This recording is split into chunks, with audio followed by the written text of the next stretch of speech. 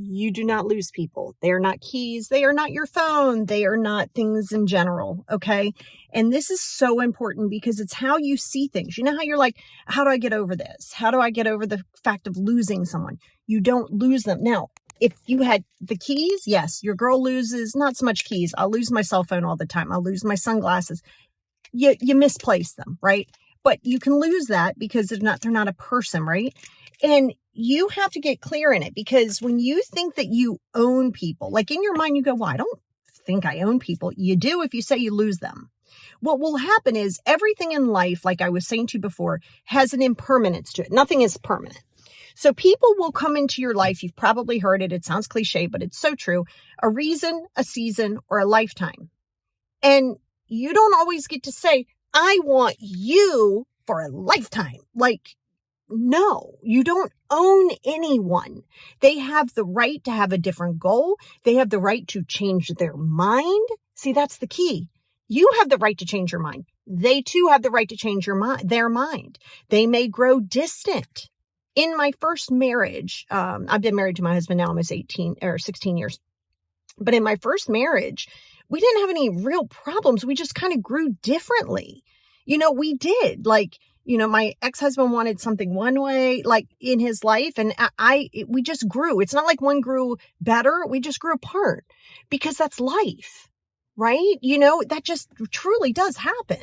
And you got to get clear in that. So let's say like when you lose a parent, right? You're like, oh my God, I lost someone. They're no longer there. I mean, we use the words like loss, even I'll use that, but it's not, you got to understand that it's more of a dialogue than it is the facts, right? Because people are not in your life forever, because your life isn't forever. And so when you get clear in understanding that a person has their own identity, this is why when you get involved with relationships and you start going, I need to be with you 24/7. Oh my God, where are you? Oh my God, I love you so much. I need to be with you. Yeah, that's not love. That's attachment. Let's get clear there. That's not love. That is attachment, and it goes into codependency. No, because when you put your everything into any person, anything, it could be a child. It doesn't even have to be like a partner or whatever. Then it's going to be this part of this weird identity in you that feels as though this is your person forever. And stop saying that. Is this my forever person? No one can guarantee you that. No one can guarantee you that. You got to stop seeking your forever person, your forever friends, your forever family, because you can be born into a family and maybe never end up talking to those people again. Like, stop making it seem like there is a rule that says this person makes me feel good. This person's my forever. Okay, but you don't own them. So when you get clear in that and you understand, because when you go, well, I don't understand why, we were good and then we weren't. Well, let's say the person didn't give you an explanation. They might not even know why. Sometimes you just grow apart and you're just like, I don't know, because I'm working on myself. What I tell my clients, and I have clients all over the world, and I tell them all the same thing, no matter where they are, who they are, what they do, anything, no matter what it is, I'm going to tell them the exact same thing. Okay.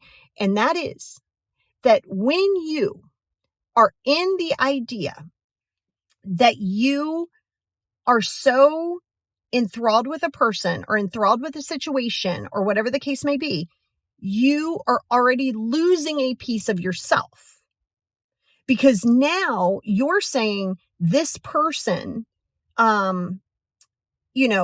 is all good and done all of these things. And the next thing you know, they flip the script on me and now they're different. And now they just like ghosted out on me. Well, yes, because this is why when people come in hot and heavy, when people come in with oh my God, you're my everything. Oh my God, I love you so much. Oh my gosh. Oh my God. That's not sustainable. And that's infatuation. Let's not get it twisted. Infatuation is not love. Love itself does not have to be difficult. I'm always going to say that. Because love isn't about ownership. Love isn't the pitter patter. Love isn't the butterflies. That's not love. It's infatuation. That's attraction. That's fine. There's nothing wrong with it. But don't get it twisted. Because love should feel peaceful, calm. I feel like, have you ever just meet somebody and you're like, oh my God, I just feel like, oh my God, I'm so comfortable. I don't even have to be extra. I don't have to try to do anything. now we can go into this love thing. Now we can start saying, you make me comfortable. I love you. I don't have to have you. I value you for who you are. This goes into not owning people.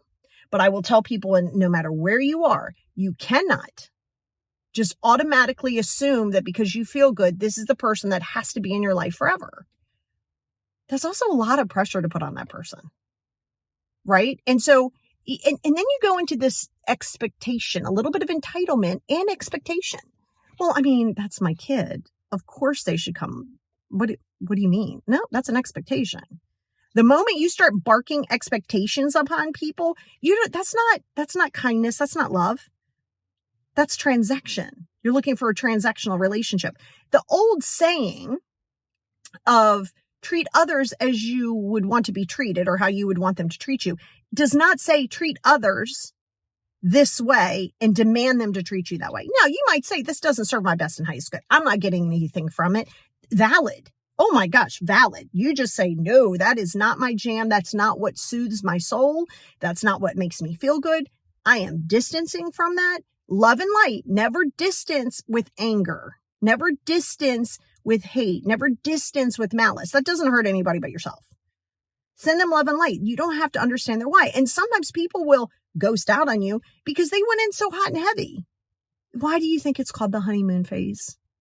Why do you think it's called the honeymoon phase? And there's no, I've had people go, oh my God, like after 2 months, why do I feel like the honeymoon phase is gone? Well, I'm sorry. Did you think that there was a certain thing that was like, and 6 months and 3 days? Okay, now we can stop doing the honeymoon phase. No, it can be at any given time, because the reality is getting through this game of the world that we call life, that we're all playing the game of life. It's not meant to be sunshine and roses all the time. Every relationship isn't going to be, every time you see that person, you're not just going to want to be like, woo, let's go at it. Like, that's not going to happen. Real life happens. Things happen in life. It isn't all this imaginary fun feeling, dopamine, excitement. No, that's not real life. That's not real life. So you also have to check yourself, because sometimes when you're in a relationship, you might be like, yeah, but it just kind of seems boring to me. Oh, you mean you're settling into real life? So you have to like the person that you're with. That's why you build on a friendship. But if you're building in love it anyway, just because somebody has a different goal, as long as it's not like it really goes into your own morals and all that stuff, then why would you try to force anybody to change? Don't force anybody to try to fit into your idea of what it is going on. Because you got to be clear, you don't own human beings. They have a right to think different. I didn't say that you have to love it. I said they have the right to think different. They have the right to be who they are. They have the right to say and do anything that they want to do, and you have the right to not deal with it. But they do not have to change for you, and you do not change for them. But you got to stop with the whole, I lost somebody.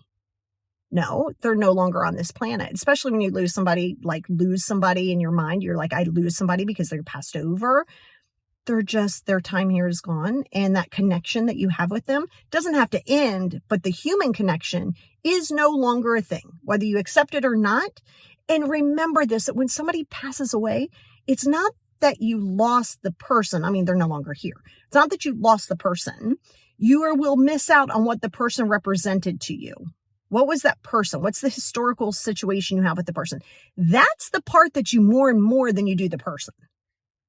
And then you find unanswered questions. Things come out in the wash. Now you have more questions. Now you're annoyed. Now this person was there for you. That was your go-to person, and they don't have to be passed away. This could be somebody that you have distance from, like let's say you just no longer talk to your adult kids. Well, in your mind, you are thinking that in some ways you're still thinking, well, they owe you this because you were their parent. They still don't owe it to you. Don't stop making people feel as though they owe you anything. If you do something nice for somebody, you do it and don't expect anything in return. Again, if in fact their actions and behavior do not align with you, don't try to change them and take them and put them the square peg into the round hole. Stop doing that. And stop saying you lose people. You lose. What you lose is not the person. You lose the connection. You don't lose the person, because they were never yours to own in the first place. And that will help you move forward in the loss of the connection, of the relationship, of the person passing. It will help you when you get clear in understanding what is it that you're struggling with.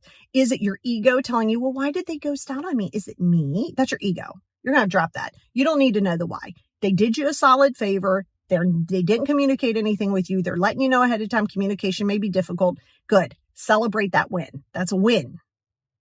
Love and light. That's a win. Okay. And you got to get clear what it is that you miss about a relationship that ended, because you will glorify it. You will take a Cinderella stance. Oh my God, it was great. It wasn't always great. No, it was not. So you got to get clear with that. But understand, people are never yours to lose in the first place.